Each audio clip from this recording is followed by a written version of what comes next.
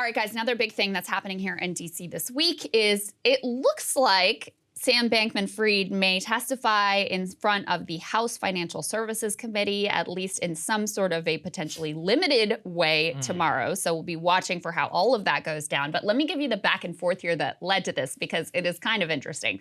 Go ahead and put this up on the screen from CNBC. So the chair of the House Financial Services Committee is one Maxine Waters, who has been pictured arms, around Sam Bankman-Fried. Hand in hand. There's a video of her like blowing him a kiss. They were obviously very cozy. She had originally, according to this report from CNBC, told Democrats on that committee that she doesn't plan to subpoena former FTX CEO Sam Bankman-Fried to testify at the hearing tomorrow about the crypto exchange's rapid demise. She informed committee members of that decision at a private meeting, and she said she wants committee staff to try to persuade Bankman-Fried to voluntarily testify. She does this. She puts out this very nice, like, we really appreciate the way you've been transparent, how you've been talking publicly about what happened at FTX. Can you please, pretty please come and testify? Obviously, those were not her exact words. His initial response was basically like, yeah, no. He said, once I've finished learning and reviewing what happened, I would feel like it was my duty to appear before the committee and explain. I'm not sure that will happen by the 13th, but when it does, I will testify. However, let's put this next piece up on the screen from the New York Times. In an early morning post on Twitter on Friday, he said he will now appear on Tuesday before the House Committee on Financial Services, and it's going to focus on the sudden collapse, obviously, of FTX, the crypto exchange that he founded. There's a separate question as to whether or not he's going to testify in front of the Senate, the affiliated committee on the Senate that is led by Sherrod Brown. He said in a letter that if the cryptocurrency trader was unwilling to speak to the committee, he was prepared to issue a subpoena to compel his testimony. Obviously, this all really matters because Sam Bankman-Fried has been on this whole like media publicity weird tour, some of which we have covered. And actually, by the time this posts, he may have done another interview with Unusual Whales, which we'll be watching very closely if it does in fact happen.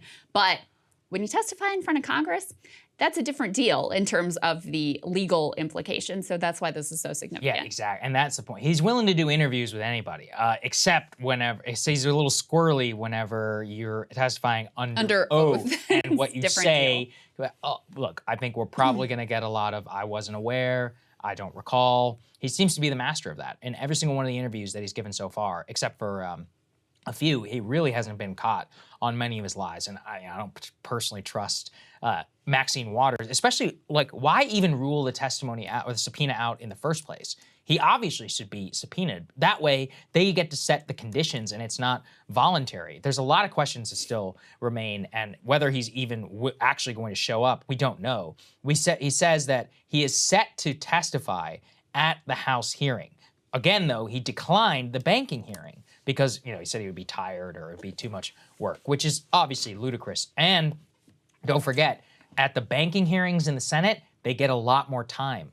There's not a lot of time at these House hearings whenever they ask questions. It's only a few minutes. At the Senate hearings, their committee hearings, they have much more leeway in order to not only ask more questions, but they can actually do more follow-up. So I think there's a strategic reason, as he doesn't have any real allies on the Senate Banking Committee, or at least not the head of the Senate Banking Committee in the way that he does with the House. Well, and you also just wonder with these members of Congress, like, how sophisticated are they going to be in their understanding? Yeah. How good are their questions going to be? How much they really, like, just even comprehend what happened here and what, they should be pressing on and should be asking. I just checked, did a cursory glance at the members of the House Financial Services Committee. It's unfortunate that Katie Porter isn't on there because she's the one person that I feel like she would do a good job. Would actually do a good job. Like, I feel confident would do a good job in terms of questioning him. So we'll see. I think you're right. Just like in the interview with the New York Times that we covered where he was very evasive and suddenly, he didn't know that they had bought his parents a multi-million-dollar beach house and he didn't really know what Alameda was doing and he just was like barely aware that the company even existed.